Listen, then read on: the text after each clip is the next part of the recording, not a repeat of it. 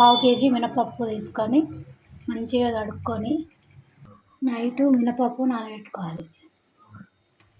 పొద్దున మిక్సీ పట్టుకొని కొంచెం మెత్తగా కాకుండా కొంచెం కరకరగా పట్టుకొని దాంట్లో ఉల్లిపాయలు, పచ్చిమిర్చి, కొత్తిమీర, పుదీనా, వంట సోడా వేసుకొని కలుపుకొని కొంచెం రవ్వ వేసుకొని కాసేపు నానబెట్టాలి అరగంట.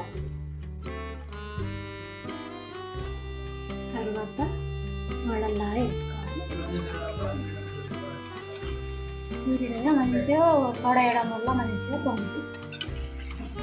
తర్వాత మంచిగా పల్లి చట్నీ వేసుకొని దాంట్లో సర్వ్ చేసుకొని తినాలి.